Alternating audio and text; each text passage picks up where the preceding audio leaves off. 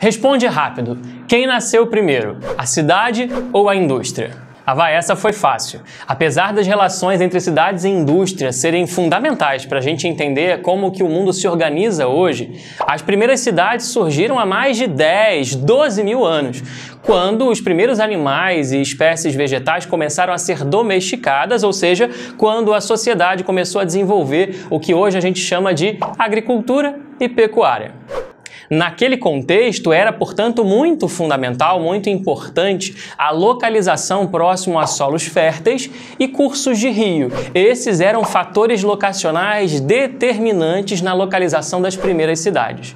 Agora, para tudo, curte esse vídeo, compartilha com seus amigos e se inscreve no canal para ficar sabendo em primeira mão sempre que tiver novidade por aqui.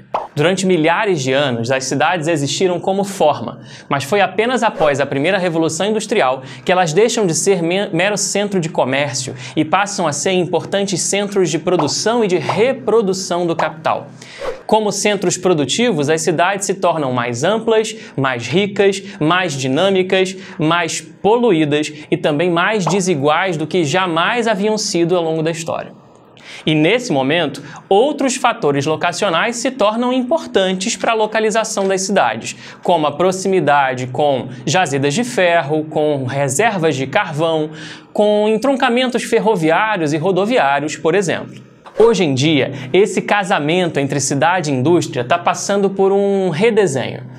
É claro que ainda existem cidades muito dependentes das indústrias localizadas nelas, mas há cada vez mais cidades que existem e persistem em função de outras atividades urbanas, como, por exemplo, as cidades universitárias, as cidades religiosas, as cidades capitais e, claro, as enormes e multifuncionais metrópoles contemporâneas. Nessas cidades, que são, na verdade, as maiores cidades do mundo, praticamente não há mais indústria. Essas cidades vivem um processo que a gente conhece pelo nome de terciarização metropolitana, ou seja, cada vez mais a população residente nessas grandes metrópoles terciárias vivem de atividades do setor terciário, ou seja, atividades associadas ao comércio e ao serviço. Esse movimento é bem recente e muito simples de entender. A gente está diante de um movimento de relocalização da atividade industrial. Ora, os centros tradicionais têm cada vez menos espaço disponível e os impostos prediais territoriais são cada vez mais altos, o que afugenta novos investimentos e faz com que os antigos investimentos também se tornem pouco interessantes em permanecer nas cidades onde eles estavam. Junto a isso, nós temos o aumento do custo de vida, que vai fazer com que os custos operacionais com força de trabalho também se elevem para essas indústrias localizadas nos centros mais antigos. Junto a isso tudo, nós temos uma série de outros fatores que são mais difíceis de medir. Por exemplo, o tempo perdido em engarrafamentos e o quanto isso implica num desestímulo do trabalhador quando chega no seu destino, no seu trabalho.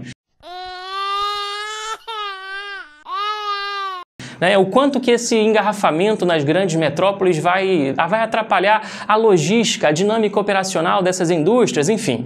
Tudo isso vai fazer com que novos investimentos deixem de vir para os centros tradicionais e comecem a buscar novas localizações em cidades de porte menor ou mesmo em áreas rurais. E os antigos investimentos, as antigas indústrias também começam a repensar a sua localização. Muitas delas vão vender os seus prédios, vender os seus terrenos para a construção de shoppings, de condomínios residenciais, e ela então, capitalizada, vai reconstruir a sua planta industrial num novo lugar muito mais interessante, com muito menos custo. É isso, gente. Estamos diante da cidade pós-industrial, onde não se produz um alfinete sequer. Nos vemos no próximo vídeo. Tchau!